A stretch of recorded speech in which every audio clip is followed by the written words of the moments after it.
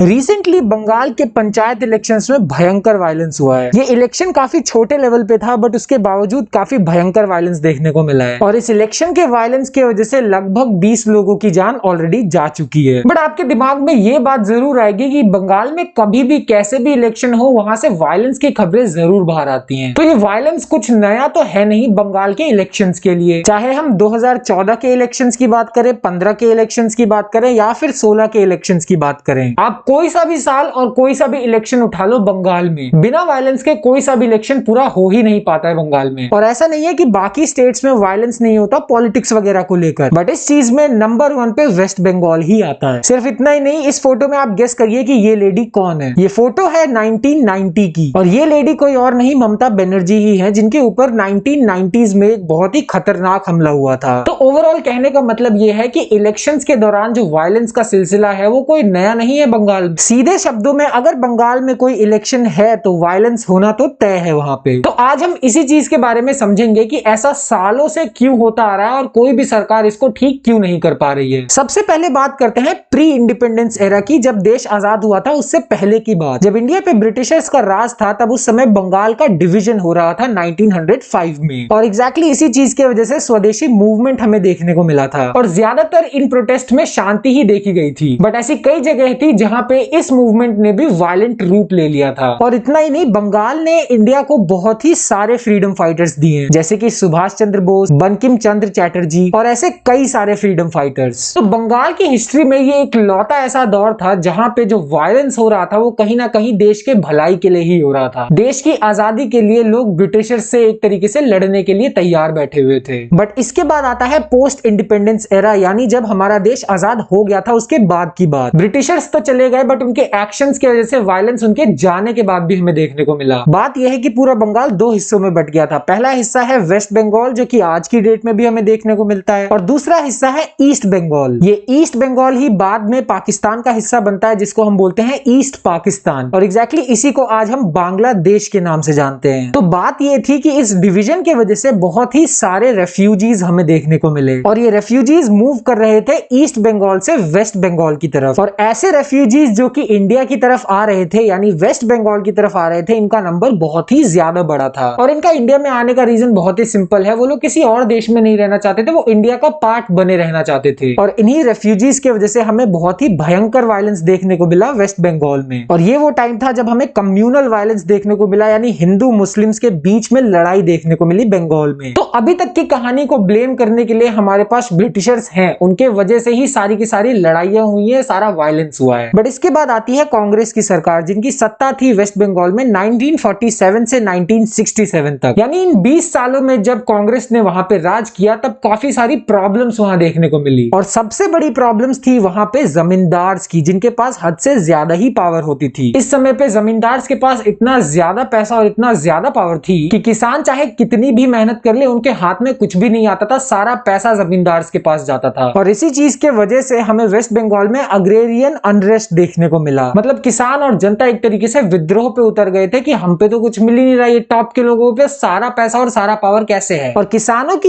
यही प्रॉब्लम एक पार्टी को समझ में आ गई जिसका नाम था CPIM। और जैसे ही इस पार्टी को किसानों का सपोर्ट मिला, इस पार्टी ने 1977 से 2011 तक वहां पे राज किया। और इतने लंबे समय तक पावर में रहने का रीजन भी यही है कि बिल्कुल रूट कॉज के लोग आपको सपोर्ट कर रहे हैं। और एकदम जब रूरल लोग सपोर्ट करने लगते हैं तो उनका सपोर्ट काफी लंबे समय तक चलता है। यानी कांग्रेस को जब दिखने लगा कि उनकी पावर कमजोर पड़ती जा रही है और CPIM बहुत ही ज्यादा पावरफुल होता जा रहा है, तो वो लोग हाथ पे हाथ धर के बैठने वालों में से तो थे नहीं, तो उन्होंने वायलेंस का इस्तेमाल किया पावर में बने रहने के लिए। और इस वायलेंस का बहुत ही बड़ा एग्जांपल है नक्सलाइट मूवमेंट, जो कि हमें 1967 में देखने को मिला। इस मूवमेंट में सरकार की फोर्सेस और पब्लिक के बीच में बहुत ज्यादा झड़प देखने को मिली। अब एग्जैक्टली इस इंसिडेंट में कितने लोगों की जान गई ये एक नंबर देना तो काफी ज्यादा मुश्किल है, बट नक्सल वायलेंस की वजह से 20 सालों में 12,000 से भी ज्यादा जाने जा चुकी हैं। तो अब दिमाग में आता है कि ठीक है, कांग्रेस सरकार बुरी थी, उनमें बहुत ज्यादा वायलेंस हुआ, बट अब नई सरकार आएगी वो तो कुछ अच्छा ही करेगी। बट CPIM की सरकार, जो कि इतने लंबे समय तक पावर में थी, उन्होंने तो कांग्रेस को भी पीछे छोड़ दिया था वायलेंस के मामले में। और इन वायलेंस के बहुत सारे इंसिडेंट्स हैं, बट हम कुछ ही मेन वालों की बात करने वाले हैं, जैसे कि सिंगूर एजिटेशन, जो कि हमें 2006 में देखने को मिला। बात यह थी कि सरकार को लैंड चाहिए थी एक कंपनी कंपनी को देने के लिए, और इस कंपनी का नाम था टाटा। बट वहां की पब्लिक और जो फार्मर्स थे वो अपना लैंड देने के लिए बिल्कुल भी रेडी नहीं थे। बट अगर सरकार को जमीन चाहिए तो चाहिए, चाहे उसके लिए उन्हें वायलेंस ही क्यों ना करना पड़े। और एग्जैक्टली यही वो इंसिडेंट्स था जहां पे हमें ममता बनर्जी भी पॉपुलराइज होते हुए दिखी थी। यानी अगर हम बात करें तो कांग्रेस से सीपीआईएम में हालात ज्यादा सुधरे नहीं थे। वायलेंस का रीजन भले ही बदल गया हो, बट वायलेंस अभी भी सरकार कर रही थी नॉर्मल पब्लिक के ऊपर। और उसी के अगले साल हमें देखने को मिला नंदीग्राम वायलेंस। इसमें भी सेम वही रीजन की लैंड चाहिए बट पब्लिक देना नहीं चाहती है। बट इस बार प्रोटेस्ट्स का स्केल काफी ज्यादा ही बड़ा था और इसीलिए काफी ज्यादा प्रॉब्लम झेलनी पड़ी थी पब्लिक को। अगर बात करी जाए तो 14 लोग इसमें मर गए थे, बट 100 से भी ज्यादा लोग गायब हो चुके थे। यानी अब पिछला पैटर्न एक तरीके से रिपीट होना शुरू हो चुका है। जब कांग्रेस को दिखा कि वो लोग पावर से जाने वाले हैं तो उन्होंने वायलेंस का इस्तेमाल करना शुरू कर दिया, और इसीलिए सीपीआईएम ने भी वायलेंस करना शुरू कर दिया, क्योंकि उन्हें दिख रहा था कि वो लोग भी कमजोर पड़ते जा रहे हैं। क्योंकि इसी दौरान एक नई पार्टी उभरी थी जिसका नाम था टीएमसी, यानी ये ममता बनर्जी की सरकार 2011 से अभी तक पावर में ही है। बट अभी भी सिचुएशन बदली नहीं है, सरकार बदली, समय बदला, पावर में बैठे हुए लोग भी बदल गए। बट वही चाहे 2014 हो या 2015 हो या फिर 2016 हो, हर साल वायलेंस देखने को मिलता ही है। इसके कुछ रीसेंट एग्जांपल्स 2021 में हमें देखने को मिले थे, और फाइनली 2023 में भी अभी जो पंचायत इलेक्शंस में वायलेंस हुआ है। और पैटर्न अभी भी वही है, जैसा कि पिछली पार्टीज को दिख रहा था कि वो लोग कमजोर पड़ रहे हैं, एक नई पार्टी पावर में आ रही है तो पिछली पार्टीज ने वायलेंस का इस्तेमाल करना शुरू किया। और एग्जैक्टली ऐसे ही हमें बीजेपी का राइज देखने को मिल रहा है बंगाल में। जैसा कि हम इस डेटा को देख सकते हैं, 2014 के लोकसभा इलेक्शंस में बीजेपी का वोट परसेंटेज काफी कम था। बट अगर हम 2019 के लोकसभा इलेक्शंस की बात करें तो लगभग हर कॉन्स्टिट्यूएंसी में वोट परसेंटेज काफी ज्यादा बढ़ चुका है। और पहले ऐसी कई सीट्स थी जो कि टीएमसी वाले